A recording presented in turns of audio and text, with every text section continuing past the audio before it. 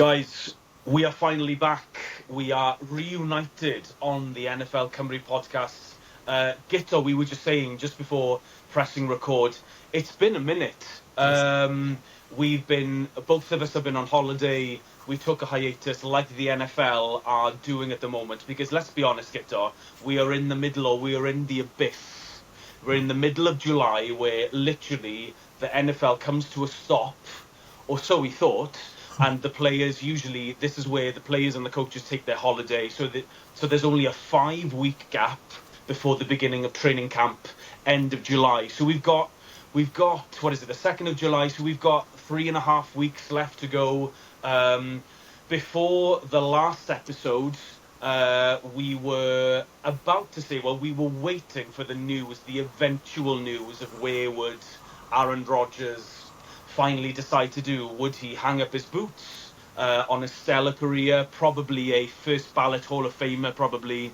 Yeah. Were the rumours about him joining the Pittsburgh Steelers true? Although Guto's dad, who is an avid Steelers fan, publicly said that he would not be on board with that decision. However, clearly the franchise has gone against your dad's wishes.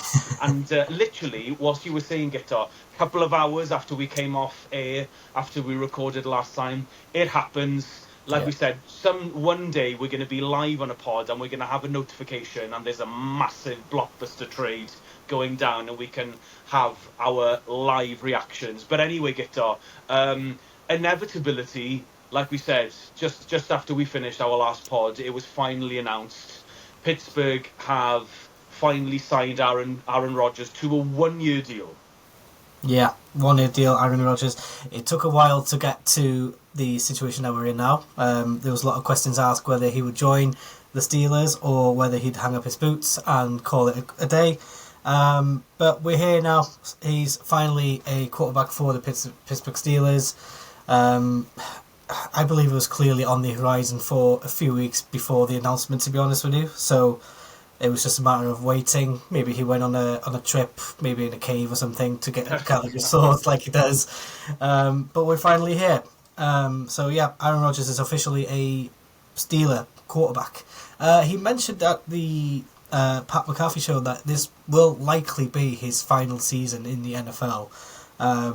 So maybe, what a way to end a career, with the Pittsburgh, with arguably one.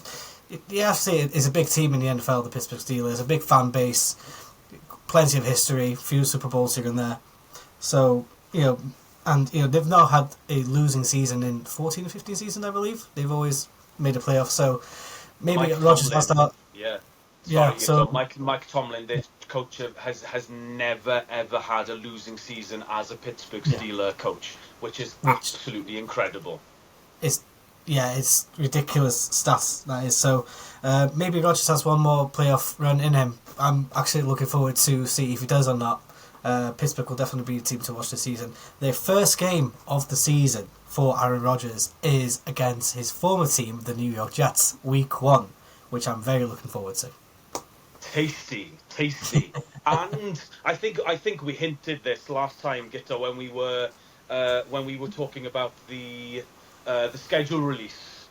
We noted that first game, and this was obviously before Rodgers had, or before it was announced that Rodgers was going to sign with the Steelers. And there was another hint as well that the Steelers will be travelling to Green Bay as well. So his two former teams. Week 7 or Week 8, I believe. Yeah, so exactly. Week 7 So he'll be going back to Lambeau for the first time, because I don't think he played at Lambeau with the Jets. I could be wrong, but I can't remember that happening. I don't think he did, to be honest with you. Yeah. No, the one season he did, to be honest. No, I don't remember him playing against the Green Bay. I think he's gone and beaten every team apart from Green Bay due to him playing majority of his career with the Green Bay. I think you're right. So that game, that's got an extra bit of taste to the game as well, which I'm very looking forward to. So, a lot of Steelers fans, mixed emotions, obviously. My dad wasn't too happy with it. They want to go for they want like a younger quarterback that can take him for the next few years. So they'll probably be shopping for next season. But with, they've got the experience in Aaron Rodgers. Obviously they've got Mason Rudolph, who's got a little bit of a few years in the NFL. But is his quality there? Who knows? Yeah. But it will be interesting to see the Steelers this season and where Rodgers, if he'll make it as far as the playoffs this season. Well, I mocked Shedeur Sanders to go to the Pittsburgh Steelers. I think they picked 18, but obviously whether they thought about that or maybe they had Aaron Rodgers in their back pocket anyway, and they already knew that was happening. Probably they had a big inkling that was going to happen. But Guto, if this is Aaron Rodgers' swan song, like you say, if this is his last season, obviously the NFL have caught on to it. They've put those, like you said, those two games, going back to the Jets and going to Green Bay, they're for a reason, obviously. And also, Pittsburgh have been very, very busy. I think they're going all in on a 1 year, all or nothing kind of deal, because they got DK, signed him to a massive contract. They traded George Pickens to the Dallas Cowboys. They got a lot of really, really good players in free agency. Darius Slay as a cornerback, one of those that I remember. And then all of a sudden, out of nowhere, we thought that this, like we said, that this kind of this period in time in the NFL was going to be very, very quiet. We'd mentioned, I think, in the show before that we were waiting, or I was waiting as a Dolphins fan, to see where Jalen Ramsey would eventually be traded to. We were waiting for the post-June 1st cuts. Didn't happen. And then there were rumours that he was potentially going to go back to the Rams, where he used to play, and he won a Super Bowl. There were rumours that he might be joining back up with Raheem Morris in Atlanta, your team, the Falcons. But eventually, out of nowhere, 2 days ago, it was announced that, first of all, it came in waves. Yeah. I got a notification to say that Ramsey was traded to the Pittsburgh Steelers. Then I had a second notification 10 minutes later to see that Jonnu Smith, our franchise record tight end, had been also traded to the Pittsburgh Steelers. And then the massive deal for me as a Dolphins fan, our former first-round pick, Minkah Fitzpatrick, had been traded back to the Dolphins after we picked him 18th overall, I believe, or 11th overall in the 2018 NFL draft. Minkah Fitzpatrick, a six-time Pro Bowler, 3-time All-Pro. So is Jalen Ramsey. Jonnu Smith was a Pro Bowler last year as well. So all of a sudden, this is what I'm saying. Pittsburgh are clearly going all in. So they're going to have Slay on one side. They're going to have Jalen Ramsey. They've got Jonnu Smith, who is a really, really good passing tight end, and they've got Pat Freiermuth as well, a really, really good blocking tight end. So clearly, Guto, like you said, Pittsburgh are really going for it. Yeah. Like I said, with Aaron Rodgers being his final contract, I think they want to give him the best options, the best weapons that he can possibly have. That whole situation with the Dolphins 2 days ago, it was like non-stop. It was like one thing after another, which was completely ridiculous. So it doesn't usually happen when one player... You get a lot of back and forth on that between two teams. So it was... Yeah, that was a crazy 1 hour, 2 hour window right there. You were pretty excited when you found out that Minkah Fitzpatrick was getting traded. So it's it's a good positive to be a Dolphins fan. Sorry, which doesn't actually happen. To be honest, for the Dolphins as often. So you must be really happy with that one, David. I mean, obviously, it's hard to say who won or lost a trade because nobody's played a single game. We haven't seen these players up in training camp yet. But I am absolutely shocked that the GM of the Dolphins, Chris Greer, managed to get a player swap. I thought that we were literally just going to get draft picks for both players. First of all, I genuinely thought that Jonnu wasn't going to get traded because he had massive chemistry with our quarterback Tua Tagovailoa. Like I said, he broke the Dolphins tight end record for passing yards, receiving yards, and touchdowns last year. He got almost 900 yards on a down year for both our wide receivers, Tyreek Hill and Jalen Waddle. So he was feasting underneath in that space that they created. And I thought, he's Tua's go-to. He's maybe, first of all, he's maybe looking for Tyreek. Jonnu Smith is his second go-to, but clearly the Dolphins had this in the pipeline, and we are bad. We have no cornerbacks at the moment, so the fact that we have a 6-time Pro Bowler coming back to the Dolphins in Minkah Fitzpatrick, he's 28, I think, so he's got at least another 2 or 3 years in the bag.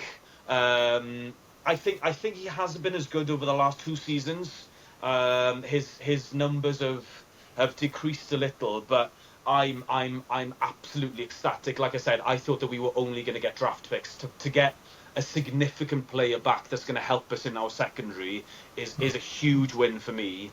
And like I said, obviously the Dolphins, to be fair, Chris Greer, our GM, said that after the draft, he said, I'm going to be active in the 3rd round of free agency, but I had no idea that this was going to happen.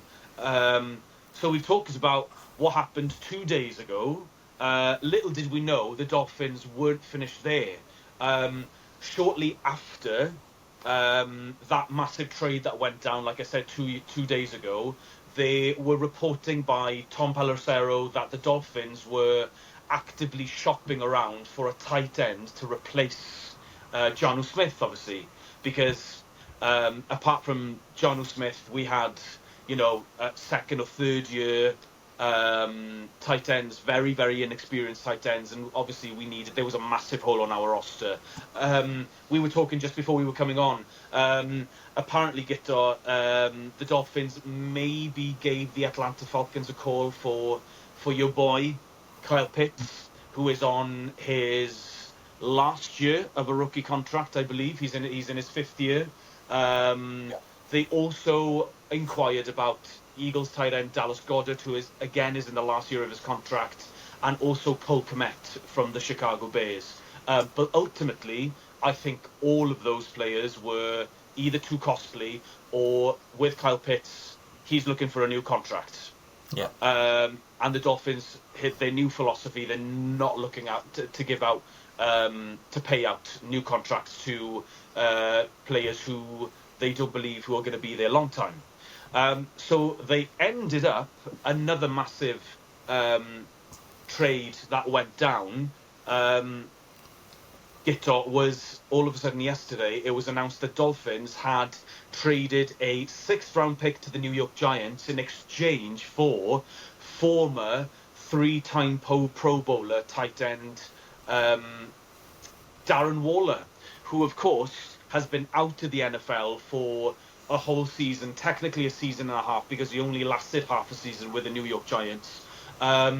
He was an absolute beast, especially when he was with the Razors between 2019 and 2021, where he got over 1,200 yards receiving. Like I said, he was a 3-time Pro Bowler, but obviously it comes with an incredible background. His history is incredible. We maybe some of you are aware, there was a massive documentary made on YouTube, and it was announced that he had quit halfway through the season with the New York Giants because of his mental health. He was struggling with substance abuse, alcoholism, and depression. So he sat out last year because he said very, very openly that he lost his love for the game and his desire to play football. So it's going to be interesting. He's a massive wild card. He's 33 years old. He's had a lot of injury problems. But for me, Guto, I see this as a low-risk, high-reward thing for the Dolphins. Yeah, I agree with you there. You're basically, like you said, he's a former Pro Bowler, so the talent is there. Obviously, he's a lot older now. He's 32, 33 years old. I was just looking at his history. Obviously, he had to take a break from the game, but he decided to retire just before the 2024 season. So, to retire at that age due to mental health issues, honestly, it says a lot for the player really to do that. It's quite brave as well, I believe so. But But yeah, for the Dolphins, at the end of the day, it's a low risk situation. I'm not sure. Is it a 1 year deal or is it a multiple year deal? Yeah, it's a 1 year $5 million deal. So it's a low cost.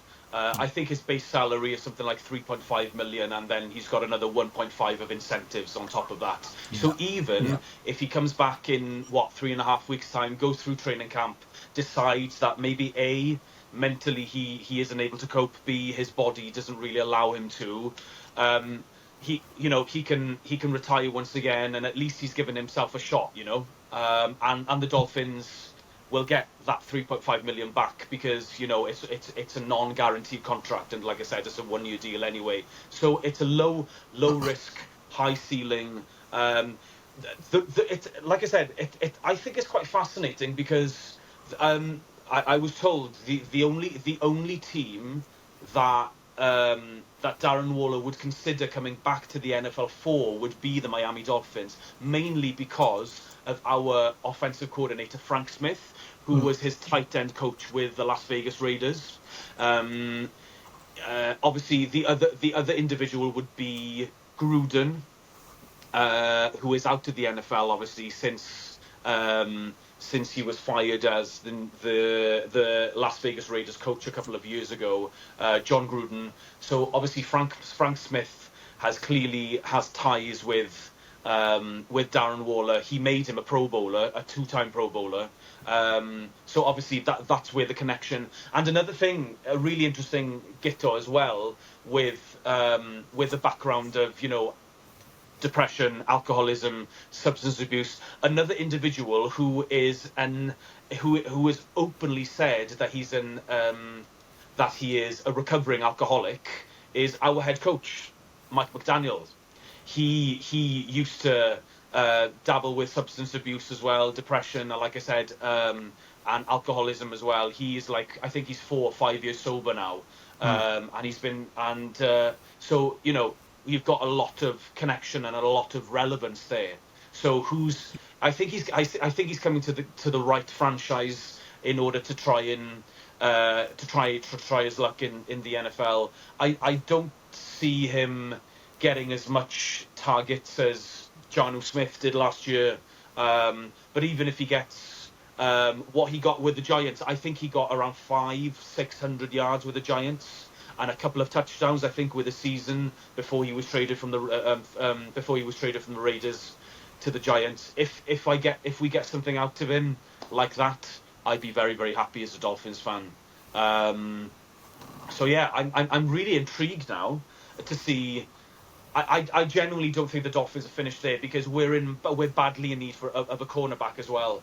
The Jalen Ramsey move opened up a lot of cap space for the Dolphins. So I think Chris Greer potentially is going to be on the phone looking for potentially a veteran cornerback, like names I've heard, Asante Samuel Jr. Obviously, the other big one that we haven't covered yet, Guto, is Jair Alexander going to the Ravens on a 1 year deal for $5 million. I think that's an absolute steal for them. Former Pro Bowler. Obviously, he's nearing 30 as well. He's dealt with a lot of injuries in the last couple of years. But a perfect fit in Baltimore as well. That's going to be another team who are all in. Their defense especially is absolutely stacked. And they've got the likes of Lamar Jackson, Derrick Henry on offense as well. So yeah, we've heard Asante Samuel Jr. As a veteran cornerback. His name has been out there as a potential suitor for the Dolphins. Another one is potentially Stephon Gilmore. So we'll see what the Dolphins do before the start of training camp in 3.5 weeks' time. So yeah, a lot of wheeling and dealing. Pittsburgh are clearly going all in. And just before we finish, Guto, unless you've got anything else, obviously this is the time of year where the NFL announces their top 100 players. Yeah. And I believe they've started off with, is it 100 to 95? Yes, so they've released number 100 to 95, so I'll go through it quickly. Number 100, starting off, Los Angeles Chargers wide receiver Lad McConkey. He had a good season last season. 7 receiving touchdowns, over 1,000 receiving yards. Going down to the Seattle Seahawks, number 99, Leonard Williams, 11 sacks last season, 1 interception and a touchdown as well. He's a great good player. Going down, 98, running back for the Vikings, Aaron Jones. He played all 17 games last season, over 1,000 yards, 5 rushing touchdowns, 2 receiving touchdowns as well. Making his debut in the top 100 is wide receiver Falcons Drake London, his first appearance at the top 100 list. I think he's very underrated in my opinion, so that's me being biased, absolutely. So Drake London, 100 receiving yards, over 9 receiving touchdowns. It was a bit of a breakout season for him last season as well, so I'm expecting him to get better and better. And finally on the list so far is Levante David for the Tampa Bay Buccaneers. He had 5 sacks, 1 interception last season. There is one more, I do apologise. Making his big move from the Eagles to the Cardinals. Number 95 is Josh Sweat. Yeah. Part of the Super Bowl winning team. So. Just back to Drake London quickly. I think that's well deserved. Like you said, he had a massive breakout season, but he's always been quite consistent. And like I think we've already talked about this, Guto, the fact that look at the quarterbacks he's had throwing to him over the last 3 or 4 years. Obviously, and I'm not for those of you who follow our Instagram page, NFL Cymru Pod, you put an interesting poll out the other day of second-year quarterbacks who's going to be the best. So it's Penix, Jaden Daniels. Yeah. Who else? Cal Williams and Drake. Bo Nix. Bo Nix wasn't on the list actually. He wasn't on the list. Okay. So I based the list purely on top 10 picks. So I do apologise. Fair. So we've got Williams for is it Caleb Williams, Jaden Daniels, Drake May, and Penix Jr. Drake May. Gotcha. I basically based it on the top 10 picks, so I did think I was missing someone, but from the top 10 picks, that's who I went for. Yeah. It was quite interesting because everyone talks about the second year, or they call the sophomore slump. For instance, that happened to CJ Stroud. He had an incredible rookie season, not half as good as second year, although the Texans made it to the first round of the playoffs. But this is going to be Penix, technically his first full season, whereas Jaden Daniels had an incredible rookie season, almost went to the Super Bowl. Caleb Williams, obviously, Chicago did a lot of wheeling and dealing. They've revamped their O-line. Drake May showed glimpses during the second half of the season. Again, it all depends on the O-line up in New England, how much juice has Stephon Diggs got left in the tank, things like that. But I might be biased, but then again, I put it out there. I thought Penix is going to have the best season because I find it difficult, although Washington have recruited really well over free agency, just something tells me that Jaden Daniels isn't going to struggle, perhaps, but I think Penix and the Falcons are definitely going to go under the radar. And like I said, I think I've always rated the Falcons' offense. They're loaded, and I just like what's going on there. Definitely. Yeah, I love offense. I just want to read a comment from our good friend Johan Furnham quickly. Jaden Daniels will hit a sophomore slump, while Caleb Williams will show us why he was on number 1 overall with an overhauled O-line. So that's Johan's view there. Who knows? Yeah, this is a perfect transition.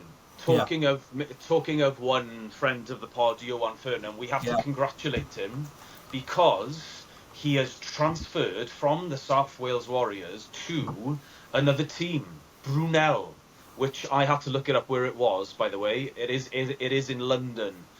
So I was talking to him the other day. He's very, very excited. He showed us that he's back in the gym. He was lifting some really, really heavy deadlifts. I think he had like 4 or 5 plates on each side, but he's a massive dude. I think he's almost 7 feet tall. But the South Wales Warriors, I think they're undefeated. They're either 6 or 7-0.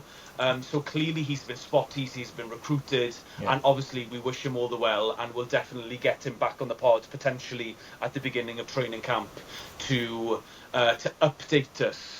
And to give us a vision of give us what kind of league he's going to be in terms of the quality, the quality of the play, the level of play that he's stepping up to. But clearly exciting times for Johan. So when he announced that on his Instagram page, I was really, really happy for him. Yeah, all the best to him. The guy's a beast.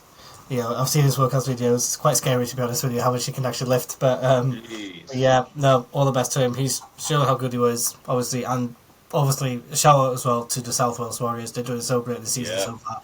Great to see him doing so well. I've been commenting on their posts every week almost. So all the best to them as well, and all the best to Johan as well. He's killing it at the moment. Well deserved move to going to big. I was going to London. Obviously the big city. So. He must be doing something right, so all the best to him. We'll be looking very closely at his development. 100%. So, well, there we are. A slightly shorter pod than usual. We just wanted to jump on, really, to just kind of to update you to say that we are still alive. There's been a lot of, in terms of Louis Zamet, quickly, Guto, I've seen that he's been in the Maldives. Very, very nice. I feel like he's been on a very long holiday. He has. Yeah. But he's got a new girlfriend. He looks very, very happy. He's been doing a lot of photo shoots. Yes. As a part of the Jaguars UK NFL, I believe. Wasn't too happy to see him with the Union Jack, wearing the Union Jack. By the way, I know that was probably forced upon him because I know he's a proud Welshman. But usually we see him with the red dragon, with the flag. But obviously, for a photo shoot, it was probably for Jags UK. So obviously they had to they had to force him probably to put the Union Jack. But there we are. He looks good. He looks in shape. Can't wait to hear what comes out of Jaguars training camp. We've got another 3.5 weeks to go, Guto. We're not going to leave you out there in the abyss for another 3.5 weeks. Eventually we will get to these division rankings. Who knows, we might be back in a couple of days' time. Who knows, maybe the Dolphins will do another splash, pardon the pun, in through a third round of free agency. We badly need a cornerback. There might be other moves as well, but we'll definitely get on to the divisional rankings. But for now, lovely to be back on the pod. Hope you're enjoying your summer. We will be back with you either end of this week, probably beginning of next week, after we do some prep, unless some major blockbuster move that's happened over the last 2 weeks, 2 days rather, happens again between now and the end of the week. Thank you so much for watching, Guto. Nice to talk to you again. We'll keep in touch. We will definitely, like I said, we'll get on these divisional rankings. You've been listening to the NFL Cymru Pod, and we will see you again in the next episode.